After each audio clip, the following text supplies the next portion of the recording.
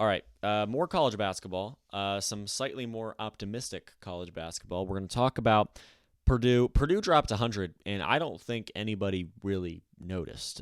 Purdue beat Nebraska 104-68 in Mackey Arena. It's complete statistical domination. The point totals, of course, stand out first. Purdue 104, Nebraska 68. Purdue out rebounded Nebraska 33-20. Points off turnovers, Purdue had 22, Nebraska had 11. Their field goal percentage, Purdue's field goal percentage was 64%, and they were hitting 58% of their shots from three.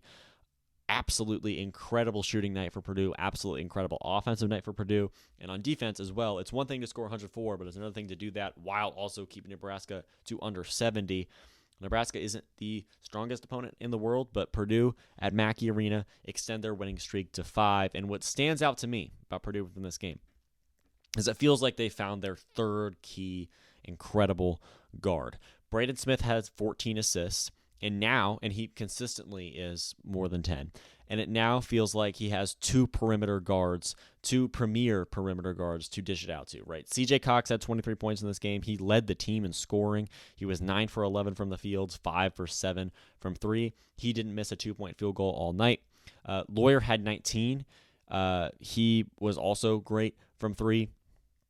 So Fletcher Lawyer, 19 points. CJ Cox, 23. Both of them shot incredibly. It's a sound operation, right? And it's a perfect system that Matt Painter and this coaching staff really has curated with this roster and the offense that they run with it. Braden Smith is one of the best passers Purdue has ever seen, in my opinion. Fletcher Lawyer and CJ Cox as well can score. Miles Colvin, by the way, off the bench had 14 points. And Smith can score himself, right? He took over against Rutgers. He had 16 points and 14 assists. So Braden Smith taking the ball across the timeline, across the floor, up the floor. He's got that opportunity where he can feed the ball down low to Trey Kaufman-Renn, perhaps, or keep it on the outside, find Fletcher Lawyer, find CJ Cox, find Miles Colvin, find guys like that, right? Or himself. And if they miss, you have Trey Kaufman-Renn down there more often than not to win the rebounding battle. So there's really no worst case scenario for Purdue. They have a roster, in my opinion, that is perfect. They have a starting 5 and a bench presence that I think is perfect. And Purdue, to me, is not done contending for titles as a result. Again, Braden Smith, when he marshals the basketball, he can dish it out to CJ Cox. He can dish it out to Fletcher Lawyer. He can dish it out to Miles Colvin. He can feed the ball down low to Trey Kaufman-Renn. And maybe he does feed it to those guards and they miss, but Trey Kaufman-Renn is there. He's snacking up rebounds and cleaning up the boards. Everything about this team just makes sense. It all works perfectly. It's all fitting together very well. Braden Smith, one of the best passers in the league. He's got 2 great shooters on his side. He's a great shooter himself. He's got Trey Kaufman-Renn down low. It's exactly what you want to see from a basketball team, especially at the college level. And that's why I think, first of all, Purdue's ranked number 17 in the country. They're absolutely not done contending for titles. But Zach Edey leaves and everybody kind of forgets about Purdue. And I think this is a season where Purdue is going to show the world that they're not done yet. The formula of moving from big to big after a 1 to 2 year gap, I suppose, is clearly still working. Purdue went from Isaac Haas to Travion Williams to Matt Harms to Zach Edey now to Trey Kaufman-Renn, and we will see Trey Kaufman-Renn transition into either Jacobson or Berg, depending on which direction Purdue goes with the front court moving forward. But Trey Kaufman-Renn, right? Again, and I want to touch on that idea. I really glossed over that.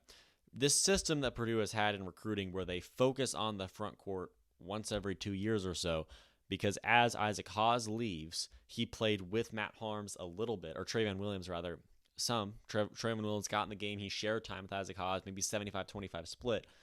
That sets up Travion Williams to slide in and just upscale. And it's one thing to come from on the bench entirely to in the starting 5. It's another thing to have been worked into some of those big moments and maybe start a couple games, right?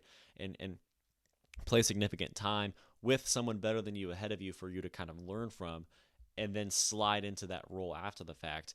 Isaac Haas and a Travion Williams and a Matt Harms and a Zach Edey and a Trey Kaufman-Renn.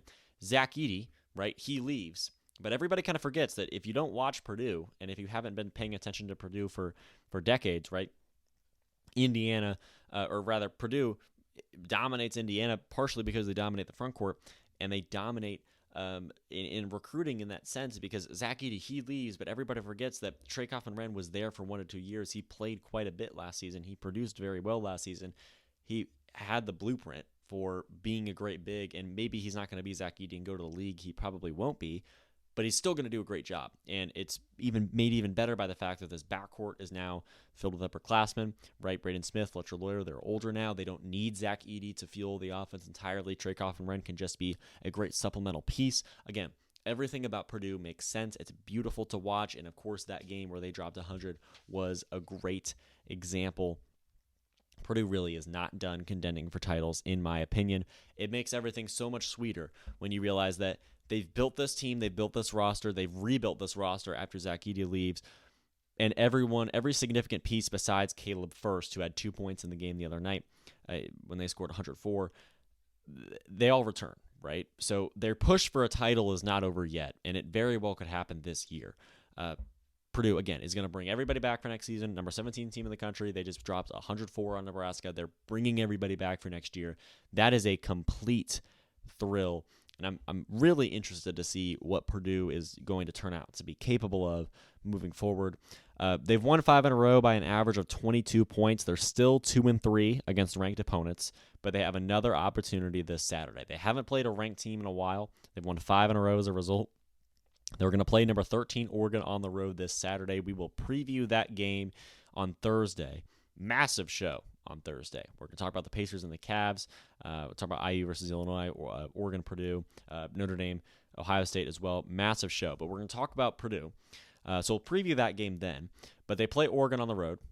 Again, massive test. Number 13 team in the country on the road. Way out in Oregon. Always is going to be a difficult task. But they've won 5 in a row. They're looking to reach 500 against ranked opponents. And that's a great opportunity for them to prove themselves. But tomorrow night, this is Tuesday, so Wednesday night, I think late. I think it's like 9 p.m. Purdue travels to Washington. That's a 10-7 team on a 3-game losing streak in the middle of a 5-game stretch against ranked conference opponents. Washington's 0-3 so far. Again, they play 5 ranked Big Ten teams in a row. Purdue is the 4th one. Washington, again, 10-7, 3-game losing streak.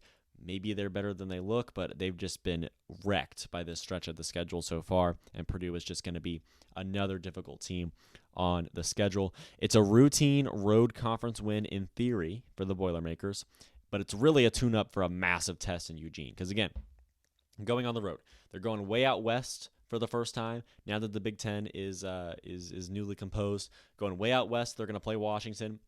And if they win and they play well and they dominate, then they're really going to be tuned up and ready to go back out to the west to play Oregon, to play the number 13 team in the country. It should be a routine road conference win. It should be a tune-up for that massive test. Purdue stands at number 17 in the country. They're expected to only rise from here, especially if they pick up that win over Oregon. They could be a top 4 seed when we get to the NCAA tournament, and they could be a favorite to make the second weekend as a result. Of course, if chalk holds, then all the 4 seeds will, beat their 13 and beat their 5 seed in their sub bracket there and advance to the Sweet 16. Purdue's number 17 in the country. That makes them, in theory, the best 5 seed if you want to look at it from that perspective. Purdue on the 5 line, according to the AP poll, right? And with more than enough opportunity to push up to top 4, top 3, top 2 seeds. I don't think there'll be a 1, but Purdue's capable of a lot. They're capable of beating almost anybody, in my opinion, and I'm very interested to see what they can do moving forward as we look into the game against Washington, a game against Oregon, and beyond. Purdue's got another opportunity against a ranked opponent. They have a 5-game winning streak. They're looking to extend it to 6 and then 7 by the time they play Oregon, and I'm very excited to see if they're capable of doing that this weekend.